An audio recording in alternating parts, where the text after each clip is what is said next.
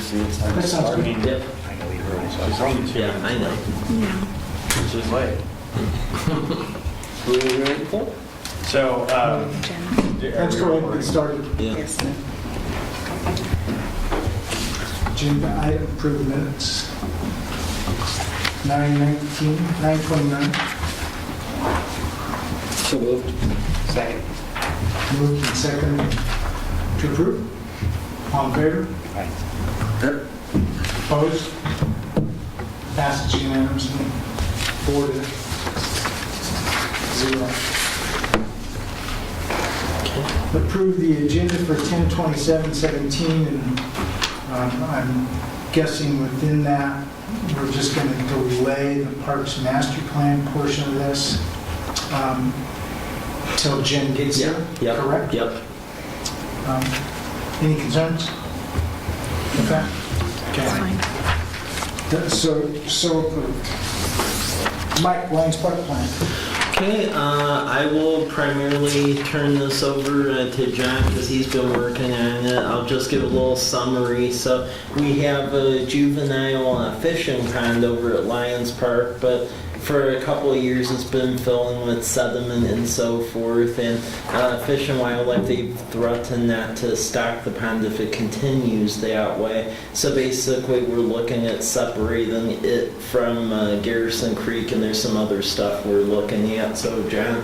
So we've partnered with the Tri-State Steelheaders and the Lions Club.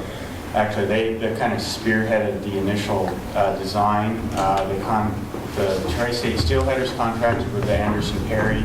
We've contributed some revenue, some funds for that. They got us to basically about a 30% design, and that's basically what you're seeing here is part of that. And what the design entails is first and foremost is to isolate the pond itself from the channel, because what's going on is it pretty much is an open flow into here, and it's collecting sediment. So in the 80s, we did a dredging, the city did, and we took the pond down to about 12 feet at one point at its deepest. It's now about 2 feet. So it's rapidly filled in with sediment.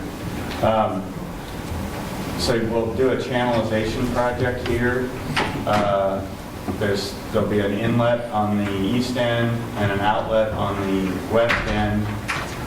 We would also remove this, there's a kind of a waterfall dam right here where the bridge is. That would be removed because it's a fish passage blockage. It's an issue with Fish and Wildlife. So we remove that, add a lot of boulders and rocks into this area and kind of roughen it up. Maybe even do some meandering to get some, to slow the water down a little bit. Another issue we have along the perimeter of the pond, if you've been out there recently, over the last decade, the sidewalk is sloping towards the pond, which is a safety issue, especially in the wetter seasons, where there's a lot of duck poop that builds up on it and it becomes slippery. And then if you were to fall into it, you'd actually sink into the mud several feet. So, for us as adults, it's fine. We could probably get out of that mess, but a kid could actually drown. It's that dangerous. So we would remove the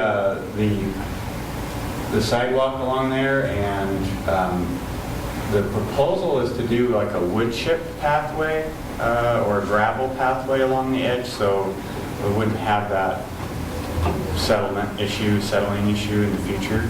And then we would slope the pond so that it would gradually go in. That's one thought. We haven't really finalized that as of yet, but that's kind of the direction we're headed in. Another issue we have is there's a direct source of stormwater that comes into the pond from the development that's to the south.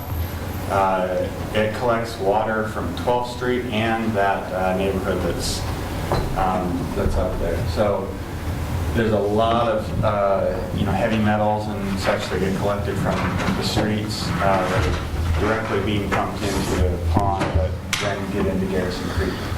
So we'll capture that stormwater and pipe it along and over by the parking lot. We will actually put in a storm facility that is capable of treating the heavy metals and catching any of the other debris, cigarette butts and garbage. And then that water in high storm events would then be released into the pond or into the creek near the parking lot area. We're also talking about naturalizing the banks along the creek, doing natural vegetation all the way to large. Another thought that we've had that we'd like to increase the accessibility to it for people with disabilities. So we would include a pathway, an ADA pathway that would get us over here and improve the pathway along there is a pathway along the north part of the pond. And then create probably some lookout spots where the ADA route would essentially stop. So that's the gist of it. Any questions?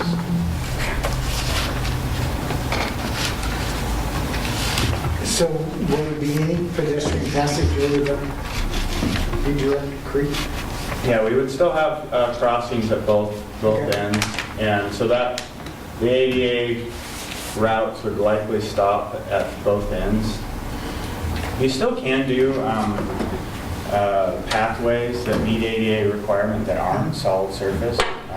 Usually it's like a crushed rock surface, so that can still be accomplished if we want to make the ADA passage all the way around but don't want to do concrete. The problem with the concrete is that because of the proximity to the pond and the soils that we have in there, we're going to end up with settling no matter what we do. So that's why we'd like to go with a more natural surface along the south end. Revenue sources for doing this work, we're exploring that. Naturally, the Washington State Recreation and Conservation Office would be a source of revenue for grants. So this would be one of those park project items we want to have in our park master plan. They have several granting options, and as we get a little bit further along, we'll be talking with our grant manager to see which project this might fit into. The Lions Club does do a fishing derby every year, so they have really good turnout for that. I think they have usually over 100 kids that participate in that fishing derby, and I think it's open year-round for fishing as well. Fish and Wildlife has cut back the number of fish that they're putting into it because of how shallow it is. The temperatures get pretty warm in summer, which reduces the amount of oxygen in the water and heats it up. It's just not good habitat for fish. So, if we don't do something, I mean, they've continued to stock it because they see that we're working. We've kept them involved in this process, so they know we're working on something. So I think they'll continue to stock it so long as we make progress. But if we were to say, nah, I don't want to do this, they just stop stocking it, I'm pretty sure. How long since the last sediment dredging or eating that I out? think it was in the 80s, and I don't know the exact date. Paul might be able to come up with something on that. He was involved in it, but I don't know if you were here when I mentioned that I think we had a depth of 12 feet at one point. And it's like 2 or 3 feet now. Yeah. City Wall and Wall just dredged up Jefferson Park. Yeah. Same reason, and it was dredged in 2005 prior, so I mean, that's another the option. erosion sediment is getting greater than it used to be. We could just continue to, every 10 years or so dredge it. That's an option.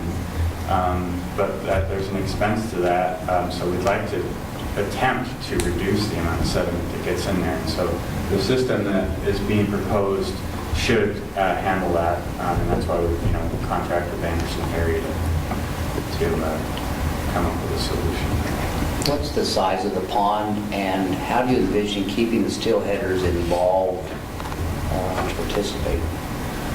I don't know what the size of the pond is off the top of my head. I mean, it's probably at least a half an acre. Half acre is what I'd say. Yeah. The steelheaders, they're concerned about habitat and they want to see this change, and they also recognize that it's, it's an asset to the community for the fishing derby. So they've been driving this so far, and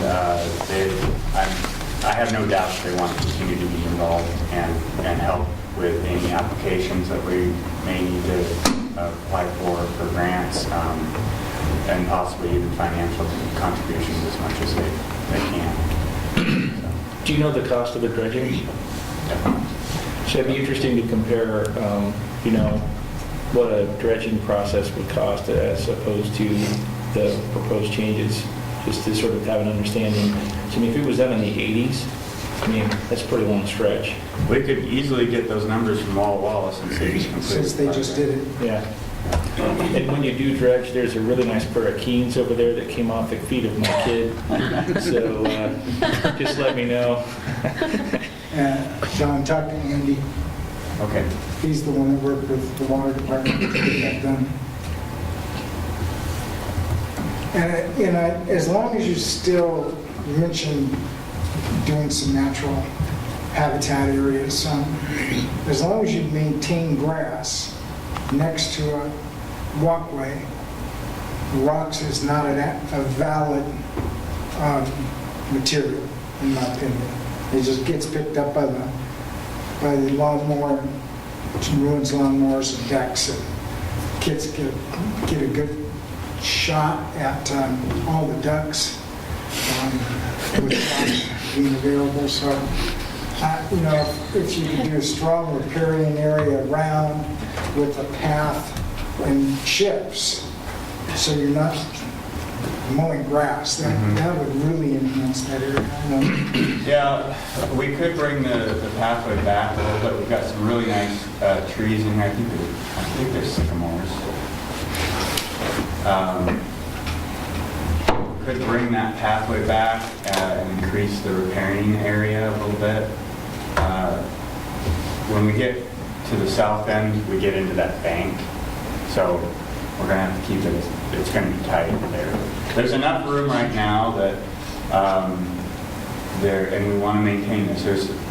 A dump truck can get through here, or like a fire lines vehicle can get through here, and there's a gate that accesses the garrisons of those Village Creek, their open space. And we have had fires back there. In fact, we had one last year, and the fire department used that gate to get in to fight that. There's a lot of blackberry bushes that are growing up on the banks, and that's what actually caught fire. So,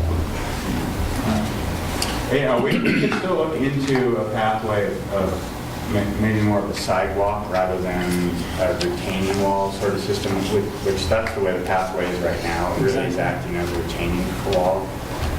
So if we pull that pathway back and have it on more stable ground, then that might work.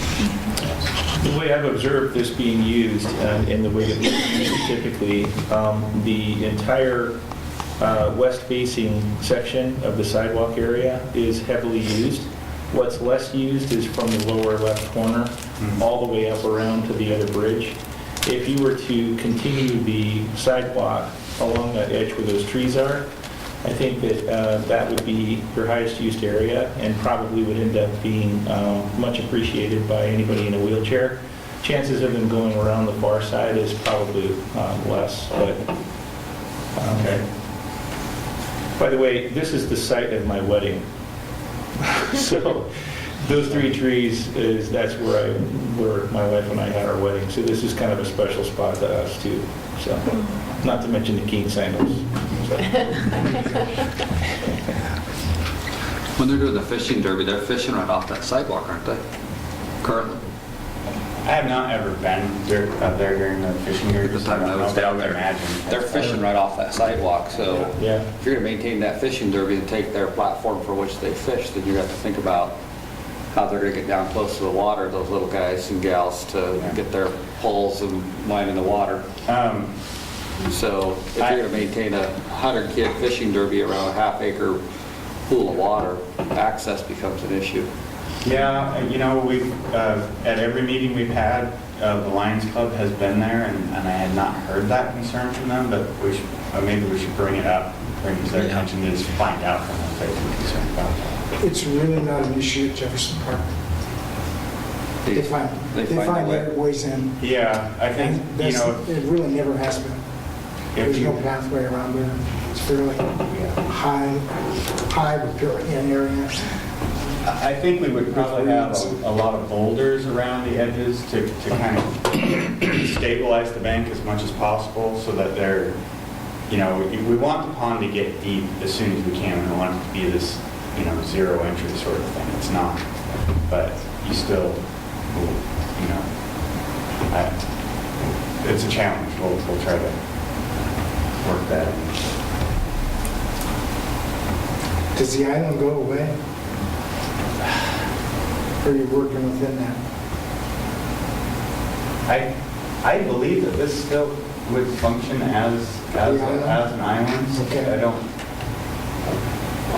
There's been some concern about, the way this is designed, you would likely be able, it really wouldn't be an island per se, more of because Or an estuary? yeah, I think you would be able to access it more easily, and we have heard some concerns about that because it is, a refuge for wildlife, for the ducks and stuff, and they probably nest on the island as it is.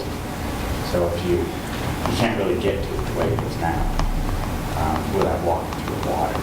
So we need to look into that. It would be beneficial to the wildlife to keep human traffic off it as much as possible. Because I don't know, I'm there quite a bit with my grandson. Kids just chase after those ducks all day long. Yeah.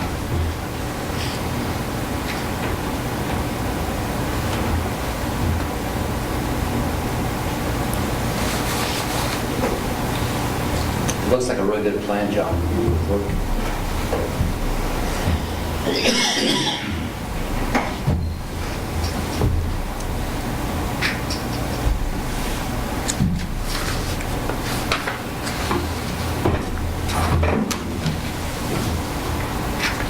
Any other comments or?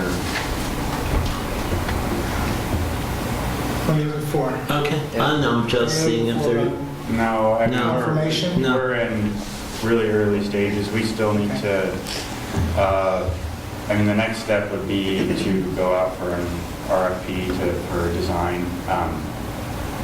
Anderson Perry has done the design so far, but in order to appease the auditors, we need to go through a process for selections. So do you do that before or after you get the physical analysis? Well, yeah, that's the granting options. Usually you can't. The work we've done so far is not eligible for reimbursement. The way they're I don't mean that. works. So it was suggested you get the dredging. Well, we'll look into that as in cost comparisons, because we kind of have an idea.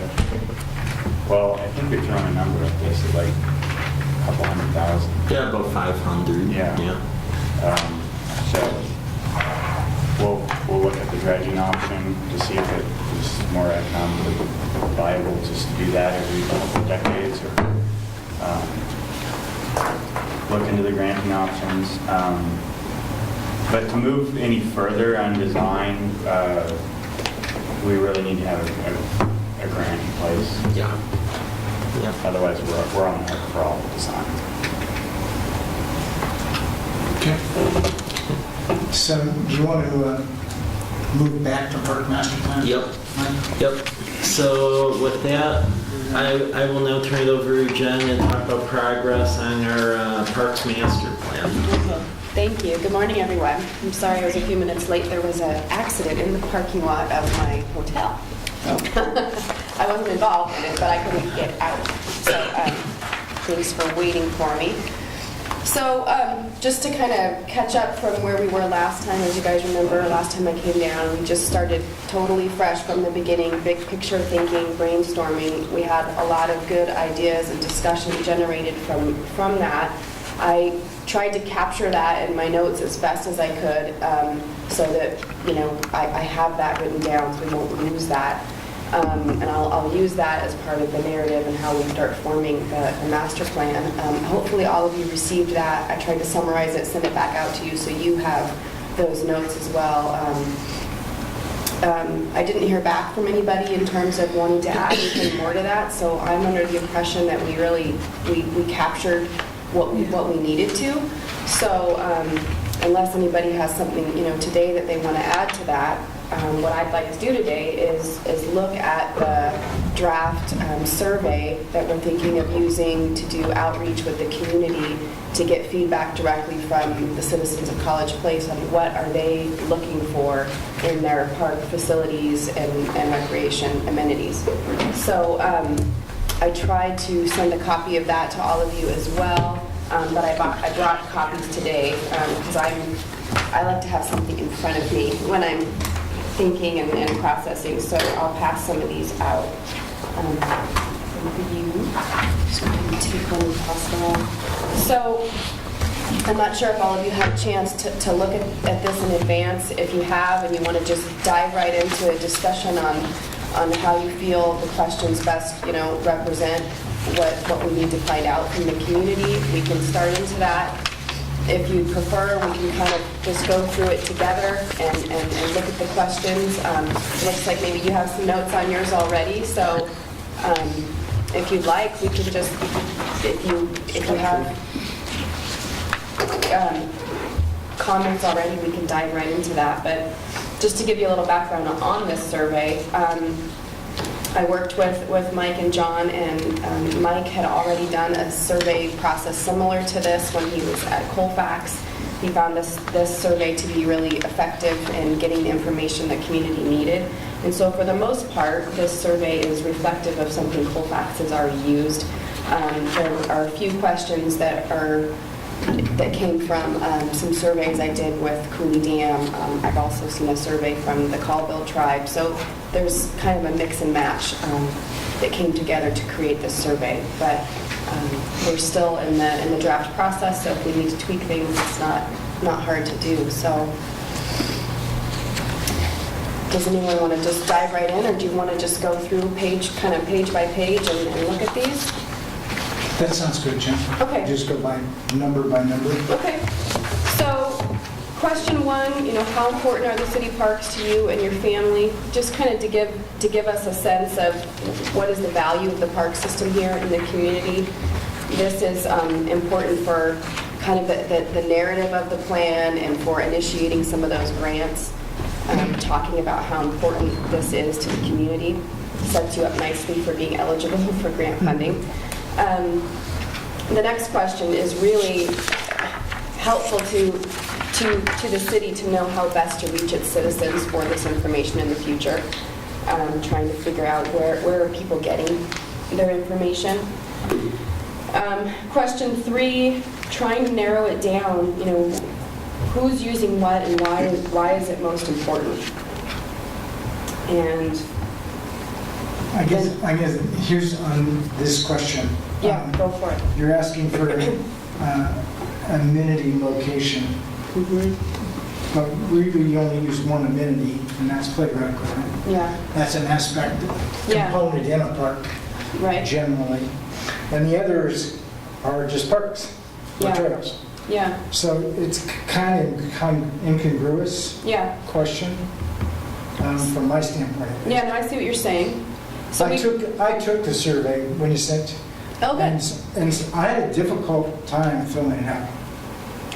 Because of the way it's formatted, Probably the or? way it's formatted and the options you're given. Sometimes it says mark only one, Mhm. when a lot of times many of them can be marked, and you may want to know what those Kind of the inputs top are. 3 are or something instead. Top 3 or top Mhm. 10. Mhm. I would take my family, for instance, I would take the word amenity out Mhm. And then Of that. remove playground equipment. and eliminate playground equipment and see what's in each one of these parks that we've identified and why people like List that out. Yeah, Yeah, because I think there's a question later in here where we ask them specifically Yeah. about playground equipment, so Yeah. we get to the heart of that question We do. elsewhere. Yeah.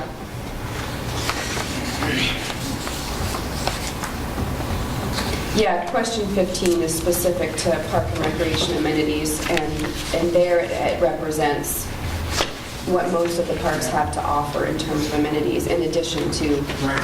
a few maybe dream items that we I've can got a hear longer people are. list for you Yeah, yeah. as an option. Okay, that's good feedback. All right. So on 3, should we take trails out of that? I don't think we have any trails. No, I think trails works because what do we have for trails? Bike trail, I guess. The Whitman No, Trail. yeah, okay, yeah. Yeah. Kind of. I guess when I think of trails, I think of trails that go through natural areas. Yeah. But Mountains, trails is a yeah. trail. Yeah. You have bike trails and you have pedestrian trails. There is a Hiking trail trails. on the backside of, it's not necessarily public use, but the trail on the villages, right Yeah. along Garrison Creek on the far side there, that really doesn't fall within our No, it's trail. realm, but that's a trail. That's what I think of as trail. Right. Well, what might be interesting is if a lot of people mark trails, because we're trying to get a sense of what's most important to you. And if a lot of people are saying, wow, trails are important. If we had a list of, if you had a list of assets that are typically part of Parks and Recreation, and just say, which of these items would you find useful or helpful, or what would appeal to you as part of park system? That might provide some valuable feedback. Would you use these? You know, are these usable things for you? Can I have Question an example 8 from is another similar to park that. Okay. of just that, where you have The laundry all list. these laundry lists, which Okay. I think you want to know, Yeah, Yeah. especially when you're looking at a comp plan versus a specific master plan for a park. So I'll give you this from, it's Wayne Westland in Wisconsin, just happened to find it on the internet. Their Wonderful. survey is a Thank you. different example. okay. So I have a question in terms of, does the order matter that you ask the question? Do you want to group your questions? I'm sure there's some psychology behind kind of a rhythm of how you're asking your questions. This was really,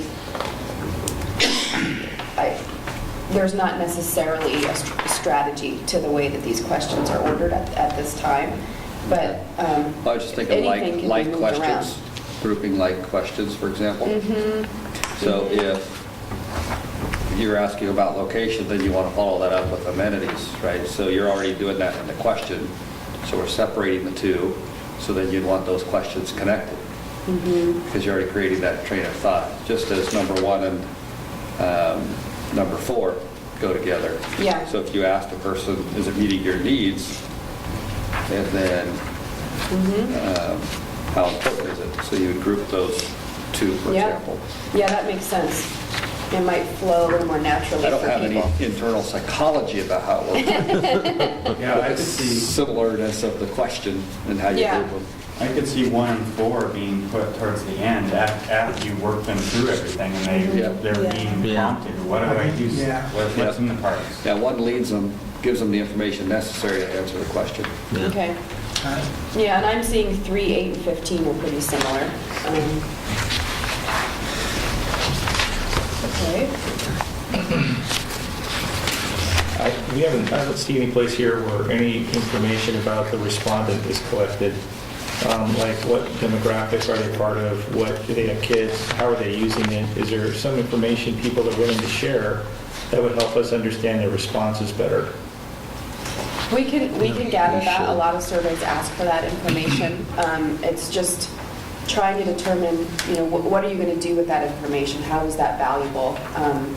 So, because we're asking about playground equipment, for example. So if they're marking they want playground equipment, maybe we don't need to know that they have children at home because we're getting right to the need that they want. But If you ever, it's very a often group of asked in the retirees, survey. though, that, the playground equipment isn't much good to them. Right. At least you have an understanding about how that reflects, the demographics of the community. I think it'd be interesting because, to your point, if Jim fills it out, he's going to say 65 plus playground equipment because he just told you he takes his grandkids. Grandkids. Grandkids. Yeah. Yeah. But not every old senior's lucky enough to have grandkids. But to your point though, Yeah. It's true. I would add ducks to the assets. Ducks, Chaseable ducks. chaseable ducks. if people are willing to give you Not a geese. demographic, Yeah, look out for the geese. They chase back. I would agree with you. If people are willing to give you some sort of demographic data, I think that's beneficial. Okay. Yeah, non-required. I don't know if you had to kill them with 2 pages of demographics like we do in the school business, but Yeah. a few. Just a few brief comments about age group and, whether there are kids involved or whatever. Maybe just this age. That's all we can ask about. To me, that would be useful. Okay. That's very easy to do. Is this a Survey Monkey that you use? Essentially, or- This was actually a Google Docs. I've usually done SurveyMonkey in the past, and to be honest, this was kind of my first time using Google Docs to do this, and I feel like SurveyMonkey gives us more variety in the format of questions. So pros and cons, but Yeah. Mike was concerned about that. Yeah, cost of- the only reason I've used Google Forms in the past is that SurveyMonkey, at least the free account of it cuts you off at 100 respondents, where with the Google Forms it's unlimited, so... Yeah, we're using Google Forms like crazy at school Yeah. now. Mhm. Going Yeah. right from Survey Monkey to the Google Forms. Yep. Mhm. I Yeah. just paid the money and got the one step above the free portions of SurveyMonkey. We use it for all our programs and services. And then other departments could use it from us. So it's not a bad tool to have in your arsenal. Mhm. Mhm. We used Survey Not Monkey the expensive. last time we did a survey for the park. Mhm. I wonder if there's more opportunity to solicit input from respondents. I'm looking at like number 4.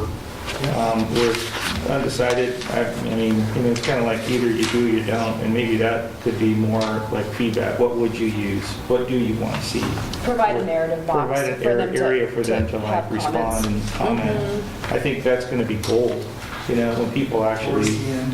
they say what it is they really want. Yeah, exactly. Towards the end, after they get a chance to sort of peruse the options, I would think that would be really helpful. Okay. I would go to next to question 6. Mhm. And I would encourage to change it to check all that apply, Mhm. or the top 3, or some aspect, because certainly people are interested in more than one of those items. Yeah, yeah, it would be hard to choose. If you're just like, what would you pay, not pay for first? Mhm. Maybe then it would be good to ask them to check on the level. Mhm. And that's what we need to do. Have a list of amenities and a price tag next to it. And say, You don't want which would that. you want to pay for? I've actually seen communities do that, just as an educational tool for the community who says, we want a pool, and we want a splash pad, and we want this, to Right. give the community a sense of, these things cost money. Right. So with that in mind, now what do you want? Right. Yeah. Okay, so the next one is related to rating the quality and the condition of the parks. Yeah. I wrote down that here. There's one they've got which relates back to that prioritization for future implementation. Uh-huh. That might be a good, I didn't make copies for everyone, but I think you'd want to use question 10 in this one. It says, if you have used College Place Parks and Recreation Department website for any of the following, rate your experience. And then it has facility overview, facility hours and locations, maps, registry programs, so you rate each one of those. It gives you a level of service response back from your customers. And I think it's a much more in-depth than what number 7 has. And I'll give this to you, Jen, so you can play and work with it as well.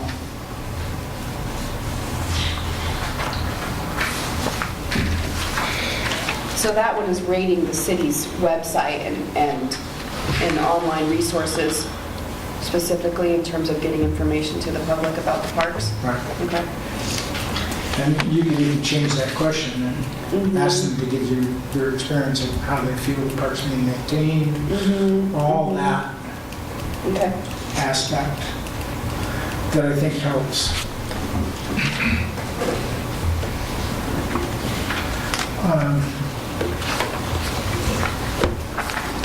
So, question 8 is asking, well, what would folks most like to see improved in the park facilities in College Place? This is a bit of a laundry list, but it sounds like you might have a few more things we could add to this. If anyone sees something that we've missed. But there is that other box there too, so if we didn't capture everything, folks can fill that in. I have at universities and at swimming pools and sports facilities, indoor gyms, bike racks are really important, but they're not important at all to a kid going to a park. Because they ride the bike to wherever they're going in the park, Yeah. and it goes on the ground. Yeah. So, I mean, bike racks is not something I'd put on that list personally, because there's a lot more stuff we could put on this list. Play equipment, for instance.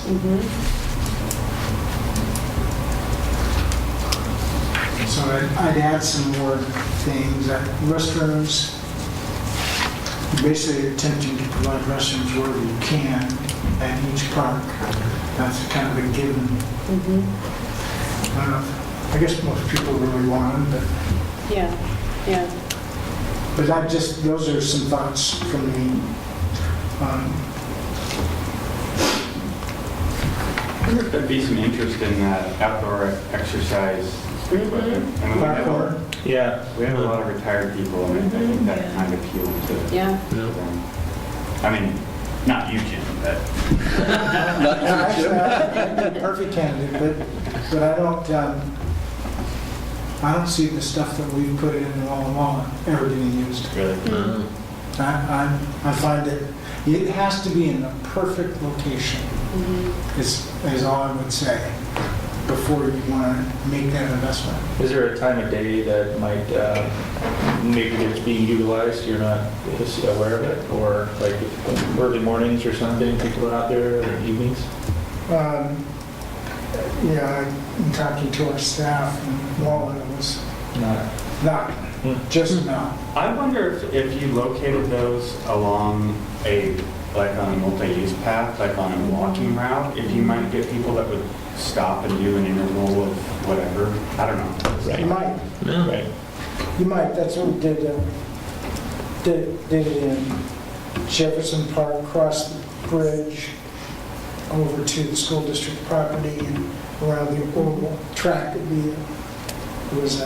We thought an excellent place to get people who wanted a little bit different exercise than just running or walking around the track. I can see that potentially being good if it didn't work. No. Well, the Walla Walla University track attracts people who are out there exercising. If there was something adjacent, like we've talked a little bit about, out towards Harvest Meadows, maybe a connecting path between those two spaces, that might be a logical place to talk about doing it. I mean, but that's obviously pie in the sky until more thorough or, solidified plans come to be, but I could see that connecting well with use going on right now. I would think making those sort of amenities visible and getting it out there that they're available would probably be a key factor.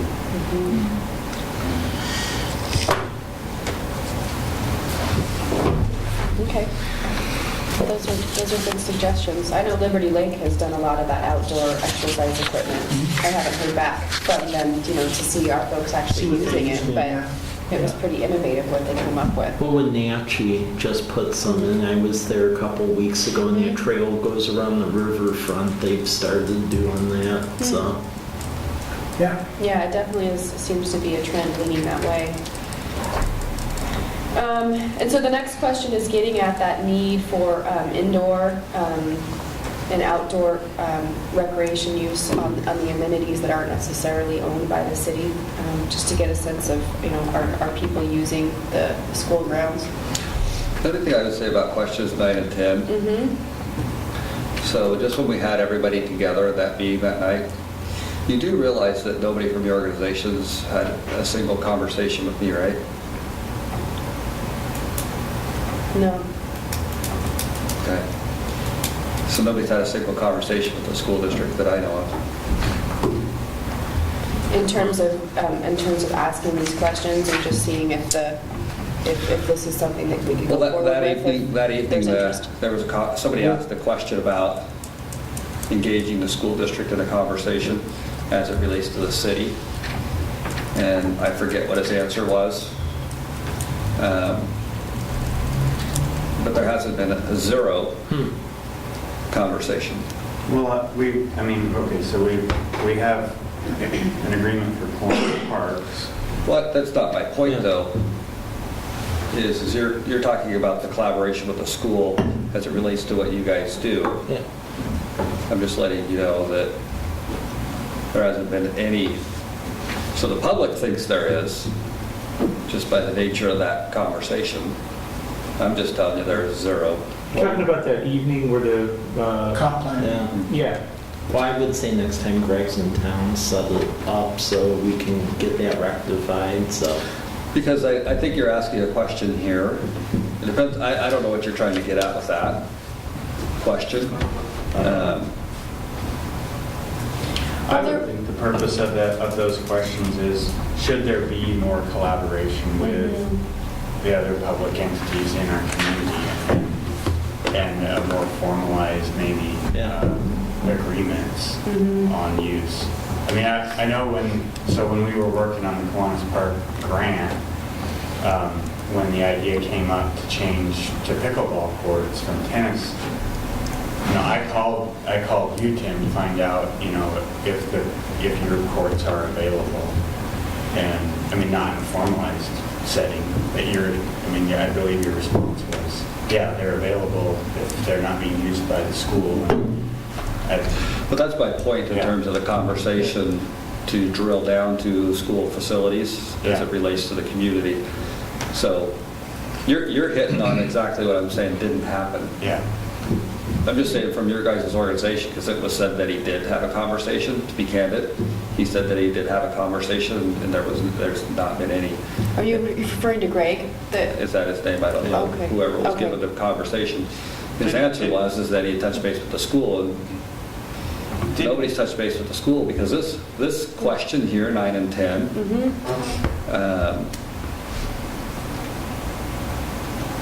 to have a conversation with the school and understand the complexity of this. Right.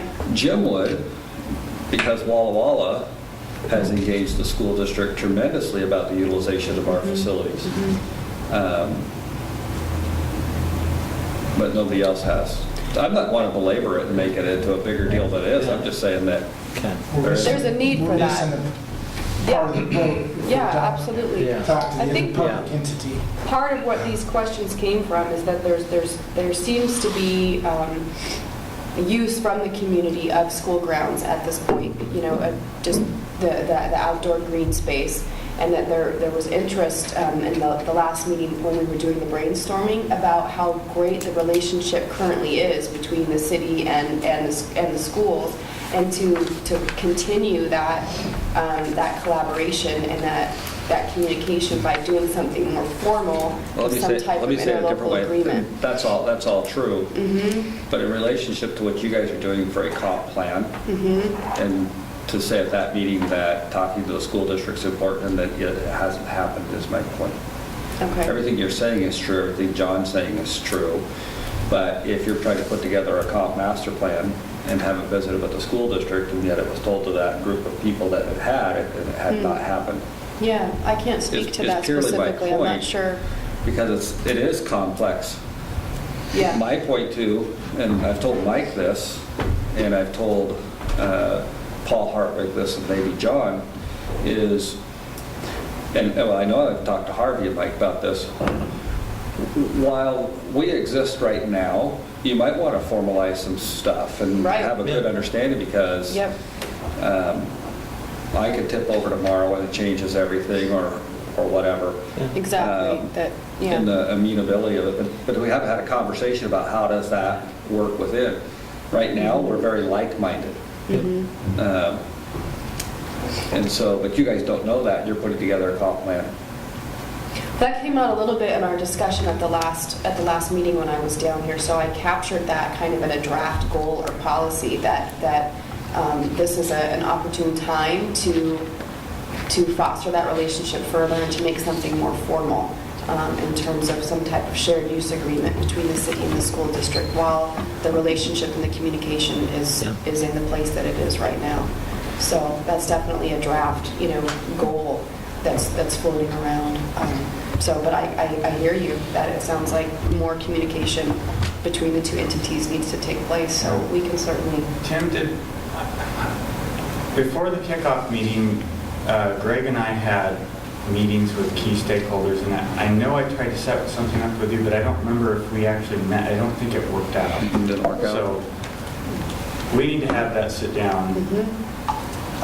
And then I don't know if you want to, and we can talk about this later, but if you Yeah, want to it's involve not a good use board of time. member. Yeah. We'll do that. I would, go ahead, Tim. If you- I'm just thinking for you guys who are putting together a comp master plan, which I've never been part of, but I'm just thinking about those people who are putting that together probably want to have a conversation to understand College Place Public Schools. While we're talking about the park piece and everything that you've gleaned from us and that relationship, that's just a small part of the overall conversation. I think that Yeah. as you guys are trying to put together a master plan, you maybe want to understand that deeper. I as agree, well. I agree. We'll set something up. So it's like John and I and Greg will talk and make sure that discussion happens. I would throw out another option or opportunity that it's really Mike and Harvey need to talk about. And that was, does the plan need to reach out to all Parks and Rec? Yep. Because they're providing most of the recreational programming for the city of College Place residents. So I don't, there could be an agreement in the future. Right now, I think there's probably some more willingness to do that than there used to be. Yeah, and Nabil and I have started conversations on that, because that really, in my opinion, is the most cost-effective means for recreation programming, because for the city to try to get something like that off the ground on its own would be Cost is, pretty much, at least in my opinion, impossible the way the cost figures are now, but since they're already functioning, yeah. and they're willing to do it. And so far, the assembly hasn't raised the non-resident fee side of it Yeah. up that most communities do. So Yeah. I just think that's an option. So Yeah, germane to I your, agree. germane to questions 9 and 10.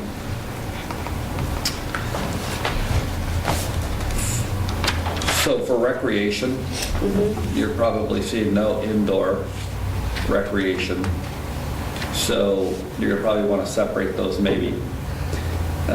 Outdoor, people can take advantage of outdoor recreation. Question 10, school hours is misleading because it should be when the school's not using it, because that's the only time that it's really available. Not school hours. School hours misleads because that alludes to 8 to 3. Yeah, yeah. And so outside's more available than inside.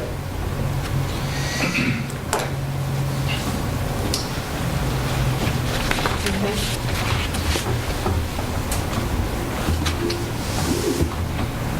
So question 11 gets to that need or that desire for recreational programming that we've been talking about. So I can change that undecided box again to a comment box, so there's opportunity for people to speak specifically to what they're looking for. So I would encourage you on this one. Troy Fitzgerald is particularly interested in this conversation. As somebody who does a lot of volunteer and sets up, starts up, has a lot of university kiddos working on different things around the community, and he used to be on our school board, and so he's talked to me about this in the past. Would be an interesting person just to have buy him a cup of coffee and see what he thinks about that. Do you know who he is? No, I didn't catch Just an the full name. FYI. He's a really good guy, too. What was his name again? I He's on heard the staff of the Fitzgerald. University Church, Troy Fitzgerald. Troy Fitzgerald, Okay. and he's a great guy. He's really invested in what's going on in the school district, too, and he's articulate and an advocate. He's very interested in question 11 Okay. and willing to put energy into Right. question 11. He's a big soccer fan, and he's engaged. He coaches our high school, he's the assistant coach of our high school soccer team. He's a real good guy. Okay, great. Yeah, when I come down, I try to schedule as many meetings as I can, so thank you. So question 12, Jim, is sort of our laundry list, but it sounds like there's some stuff in the survey that you have there that perhaps we could add to this if it seems like they would be appropriate for our community of this Yeah, size. and one that's not on either of the list that I think we in the parks business need to remember is Wi-Fi. Yeah. Oh, Yeah. yeah. There's no reason Wi-Fi shouldn't be available in the parks. Good one. Give it a few years, Elon Musk will have that covered. Yeah, I know.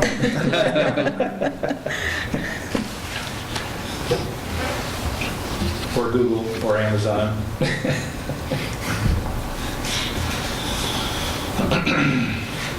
Question 13, I can see changing the maybe to a comment box, giving folks an opportunity to share their thoughts there. I mean, Yeah, I think that's a good question. It's a really good question. Yeah, we found in school, when we're talking about safety, maybe does me no good. We've had people Yeah. fill out maybe, and we've looked at our data. So we made that mistake putting maybe on a safety question, because you yeah, can't do and then what do anything you with do it. with that? Yes or no? Wait a minute. Yeah, it was. Well, it might be better to put like a continuum, a slider, you know. How safe do you feel? Very safe? Pretty panic? And maybe at what time of day or something, you know, I don't know. It's because there's certain times of the day, it's not a problem, but you get in evening hours and boy, look out.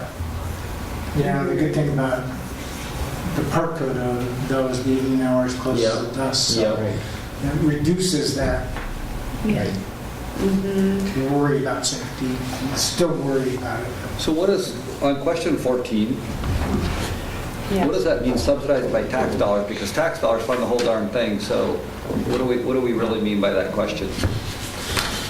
Well, I mean, as far as subsidized with tax dollars, at least from what I've seen, there's different ways of funding the rec programs. You're right, the most mainstream way is the tax dollars. There are other ones where it's through donations or companies basically underwriting it. So City of Pullman's a good example over there because Schweitzer underwrites quite a bit of what goes on up there. So that's really what that was getting at, because when I was at Colfax, that pretty much was what was happening. Our rec program up there really was not funded by the taxpayers because a bunch of families worked for Schweitzer. Ed Schweitzer wrote. I don't think, Yeah. I think you're influencing that question with your background. Yeah, I don't sure. have that same background Yeah. because I looked at it as subsidized with tax dollars. Well, tax dollars runs everything Yeah. in the city. Yeah. And so I wouldn't come up with all Okay. that. So you have a lot of background inherent in how you're viewing that question. Yeah. I guess what I'm communicating to you is Yeah. that doesn't work for me because my tax dollars are funding the city, so how is it subsidizing? Because it is, you see what I mean? Yeah, I see what you're saying, so that probably should be. I'm not sure that question's a great Yeah. one. Yeah. I'm not sure how you'd write it. Most parks and Yeah. rec departments or cities have a fees and charges policy. And that fees and charges policy outlines what you should do or can do or not do. So for Walla Walla, adults programs have to pay 100% of their fees and costs associated with it. Kids, 50%. So you have a range because the whole, it takes a village to raise a child, people are willing to subsidize for youth programs, but not for adult softball. And that's how it works in that community. Okay. So, Yeah, I think what you want to do is ask, what are you trying to find out Yeah, by what are that you trying to question? do? And then figure out how to drill down and ask. I think this question is relevant in some ways. I think it's worded in a way that isn't, I mean, it's more about Ed Schweitzer. And by the way, does Ed Schweitzer have any interest in College Place Park? and recreation. But if there's a way that, I mean, to me, this is an important question in that it frames these changes and revisions in the context of you paying for it. It goes back to the price tag question, and it may influence how people respond to this survey. If they know that there is cost, obviously, you're going to have a different response about whether all the things you have here are going to be important to you or not. If there's another way to ask the question, maybe it's something like, are you willing to spend a bit more in taxes in order to get some of these amenities? Maybe that's a better question to ask, rather than, do you have tax dollars to take care of them? Are you willing to spend a small amount more to get these as part of the city? That may be something more sort of relevant. If people say, yeah, well, I want all this stuff, but I don't want to pay a penny for it, then we have another problem on our hands. And it goes back then to the school district to provide all that fund. So. Well, I agree with what you're saying, if that's what we're inherently trying to get at, to just ask that question. Well, there's several different things that have come to mind here as we're talking about this. I mean, I understand from our perspective as parks people, this is an important sort of set of questions to ask. But from a usability standpoint and from your regular Joe member of the community, they're not going to know. I mean, they're going to be over in Walla Walla at Pioneer Park and think that's a College Place Park. I mean, people don't get it. They don't really understand it. And there's a mapping, or there's a question. There's a question up here that talks about, where the addresses are, about different places. People, they don't even think that people are going to look at that and go, I don't know, which one is that? And we got to put a map or something in, and it may be helpful for us to contextualize this whole thing in terms of a map, so people have a visual. It's like, here are where College Place parks are. You have to kind of teach people, right? And then here are the parks in question, right? This is the jurisdiction we're talking about. So people get it. Because I think right now, this all makes sense to us because we talked about it once a month. But to your regular Joe person, they don't really care. And another thing is, I mean, and this is going to make the survey really a lot harder to build, we need to have about 10 questions. There's a lot of questions here.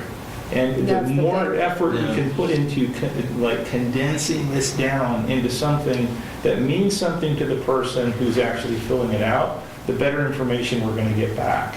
but it's going to mean carefully crafting and getting rid of a certain number of things that we don't want people to have to sort of mull over in the interest of keeping people engaged in the process of actually responding. Right. So, okay, I said my piece.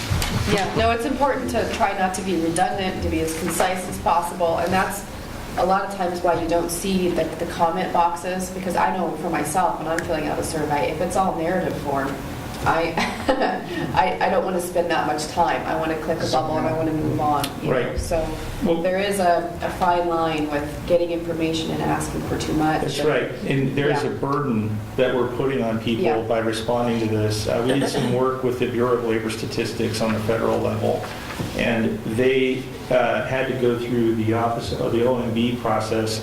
There is a person who sits there and looks at whether or not there's too many surveys going out to people. Right.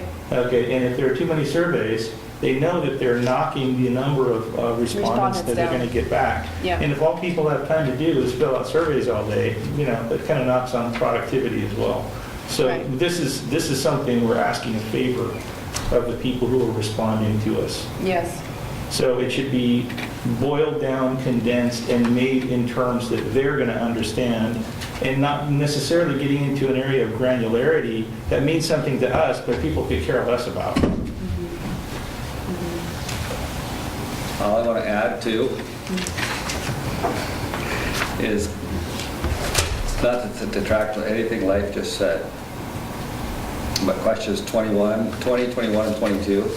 So you should only have question 21 and 22 if the answer is yes. Because you're going to upset some people if the answer is no, and then you make it sound like in 21 and 22 you're already going to add. True. So really you want to, It's I an would if just, yes, just then thinking this out loud, pops up, if you hit right? yes, 21 and 22 become available. If you hit no, who cares about 21 Yeah. or 22? Right. But if they automatically see 21 and 22, they're going to assume that decision's already been made. Would you ask me the question for? Right, and it just Yeah. makes it longer for somebody Yeah. that wouldn't need to spend time even looking at those if they said no. Yeah. I think there needs to be a tension between the information we're looking for and the burden we're putting on people. Exactly. And that there's going to be some middle ground there that develops, but I'm going to fall on the side of the person who's filling this thing out. Let's make it, every one of these things really connect to information we want and make it as concise as possible. At least we're not short on opinion for you. Yeah. That's good, that's why I'm here. We don't exactly sit on our hands here, do we? I guess you should watch what you ask us. Right? And I have about 10 minutes extra here left. I got to be at another meeting at 9:30 in my office, so Thank you very much. Okay, well. depending on what you need to know from me. Well, there's one action item I would like to. I saw that, that's why I thought I Yeah. might. Yeah. Yeah. So where are we at? Park, the interlocal discussion? Yeah, well, okay, the interlocal agreement, I would just say, if anyone has comments, let me know, but otherwise, look at the hyperlink. Tim, I'm going to get with you, and then I'm also talking with City of Walla Walla, because I'm just trying to get some thinking about doing very rudimentary interlocal agreements just on facility usage and, parks and so forth, so. There's some good examples there, so that's just where I'm coming from. I don't know if anyone has thoughts on that. Okay, I'll go to the other item. This is just informative, and I want to see if you're all supportive of this or if I should tell Pacific Power no. They have a bunch of property over at the end of Larch, and they actually want to put a substation on the south part of it along 125, but they actually own that whole triangular piece. So the part that's in red, they have communicated to the city that they would be willing to basically partner with us and turn it into like a nature area if we so choose. The part that's interesting is that it is just south of the Poor Farm Cemetery, which a while ago I wife found out we actually own. So, Yeah, So- what, called you and said congratulations? Yep. So with that in mind, I mean, if we did put a rec trail in there, it could connect to that park, and not only that, opening it up might be good because we have had some issues right now because there's a lot of brush back there. We've had homeless issues and people hiding out back there. So Connection could be a problem because the north half of this old railroad right-of-way is owned by the park, by the manufactured home park owner, some country estates. Yeah. But, I mean, that, we could probably work something out. yeah. Just to clarify that. So I'm just curious what the feeling is of this board, if this is See something what we the should. opportunities are. Okay. How much property is that? 3.22 acres. Yep. That's pretty substantial. Okay, now this is, sorry, let me just, could you go back to that last, oh, sorry. I've got a picture of it here in my hands. Okay, so this is this where, is that Les Schwab? That's Les Schwab. Okay, Stone Creek comes through the middle of these manufactured homes and then comes onto the property and then goes through about right here and then goes under Larch and then down. So I was actually out here with Mike Denny. You guys probably all know Mike. We were looking at the Stone Creek and we had parked over here and he said, I want to talk to you about this becoming park because the habitat in here is in really good condition, specifically on the south side of the park of the creek. The north side has some invasive weeds that need to be addressed, but there was actually a deer down in there when we walked over. And it's because of the berm that's through here, it's actually really quiet down in there because it's a lot lower than even Larch. And he just thought that it would be a good opportunity for a natural park. There's some work that needs to be done, but for the most part, it's in very good condition. The other thing that would be beneficial from the city standpoint is that we get a lot of homeless people that will camp in here from time to time. And so if it became a park, we would have the ability to do some policing of that. Because right now it's private property, so we have to get a hold of the property owner to get them out of there and that sort of thing. So there would be some benefit on that. Yeah. Okay. 1%. My question would be, if it's a park that no one uses, then it's a burden. Sure. And if there's a good argument to be made about it actually being usable, then it's interesting from my perspective.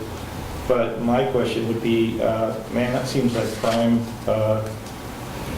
commercial real estate. I mean, seriously, that looks like an awesome spot to put something that is along the highway. Yeah. A park is the spot where I would think you would want to be away from the traffic. But Well, it is away from the traffic in terms of, because of the berm that Washcott has right here, you don't hear the traffic. It's not good ground for commercial because, one, there's limited visibility because of the berm that's there. And a good portion of this is critical area, so it's not developable. critical habitat? Critical habitat, wetlands. Yeah. I mean, it would have to be evaluated, but to figure out how far it would come out into this area that might be. This is deceptive. It's not flat. When you get out there, it all slopes towards the creek. This portion here, I think, is the area where the power company is looking at a substation. That's a flat portion, and it flattens out here. The other thing is that in terms of development, we really don't know the proximity of this cemetery. So that's the cemetery, Yeah, right? that's the cemetery. You can't see it very well in this image, but you can see the depressions in some aerial images. I don't want to take up too much time, but when the power company came through here to feed power to the park, they actually planted it. This is hearsay. I've heard it third hand, but allegedly the power, when they were drilling to put in a pole, they got into some human remains. So, We don't know. We don't know where the graves are all at. so. Well, it seems to me that they would want to, going on Lath's thing, is they'd want to go to put their substation over at the other side of that red triangle and leave that triangle next to Les Schwab for development if it's flat. They should trade you the triangle that's not outlined for the part of the triangle that is outlined and leave you the developable good property there. Well, I've talked with them about that, and this is the construct they're willing To work with? Yeah. No, I mean, I think natural parks are desirable. It's a great spot where you can get in and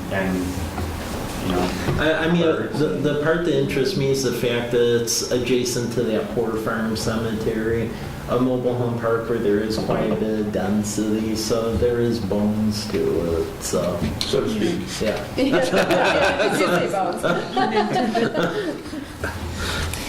Okay, if I hear no other items, I'm going to jump to the action item because I would like that to be taken care of. So now that Kiwanis Park is done, there is one action item. So we own a buildable lot on the southwest corner of 2nd and Date. And for many years it had the old restroom and like a bench on it. But now we have the new restrooms on the Kiwanis Park proper side to the right. And the idea is that we surplus this buildable lot piece because if we keep it, anything we do, it's encouraging kids to walk across Date and 2nd, and there's enough traffic there where it's problematic. And since we moved all the activity centers on the other side, it would make sense. And with the park code that was adopted, we have the protections where any money that would be made off of that would be put into basically getting a park or maintaining it or so forth.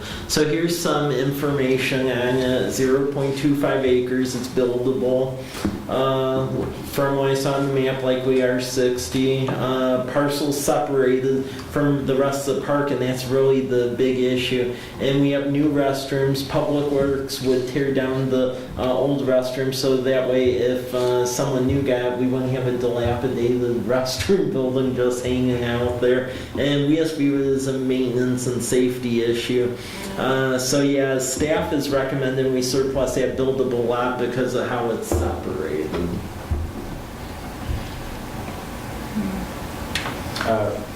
We brought this to council. What was their?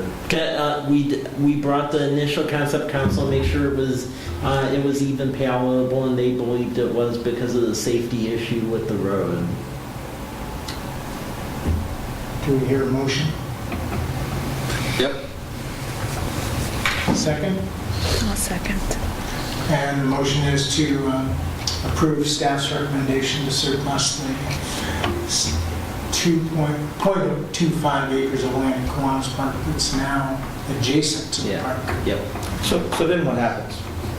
But basically, if council approves this, we would get it appraised, and then we would put it on the market and basically see who would buy it. Yeah. Okay, so we're just recommending. Yeah. Now we get to I vote yes if he gets that part of it. See it then. See you guys later. Have a good weekend. other discussion. One question I have is the bottom point, restricted to future park development. Yeah. Does that mean does that include maintenance or not? The way that code was written, it's also maintenance. Okay. I just meant that it isn't like general fund could do a grab on it and it Got to could pay be... for a plan for the Yeah. Well, they will be doing some park planning. Right? Yeah, and for those that, it is a nice event. The park, Kiwanis Park, is really a nice functioning, well-functioning Yeah. park now. John, you should get a huge vote of good job. Attaboy. It was very rewarding to be there and serving. We served hot dogs and veggie dogs, and repeatedly, Lisa was there too. Repeatedly, people were coming up and saying, thank you, this is great, we're using it, or the neighbors were saying how much it was being used. And so that felt good. The annual pickleball tournament will be named in your honor. So, any further discussion on the motion? Hearing none, all in favor? Aye. Aye. Opposed? Okay, Sounds good. okay, Take it to council. okay, will do. And then that was pretty much all I have. The only other things I just wanted to let you know about is that the businesses and the Economic Development Commission are getting together, and there's going to be a College Avenue Halloween event. So that's going on next week. And then also Haven Homes and the university and the city are collaborating. We're actually enlarging what we do for the holidays. So that's called Winterfest, and we'll be having a lighted parade, tree lighting, and fireworks. So, and they'll be on December 7th. So those are two bigger activities Where coming. the fireworks? The old Rogers site, because that's the only, right now, that's the only site in town that's large enough to safely shoot off. That's why we need another park, because if the university ever builds on there, we're out of luck. yeah, No, We're done. I think there should be some bridge building, Yeah. seriously, going on about other things, Yeah, and then eventually come to that thing, yeah. because you and I should talk about that a little bit. I've had some discussions with them over there. Maybe we could have this trick or treat thing over in the new proposed park spot, Yeah. right next to the graveyard. Yep.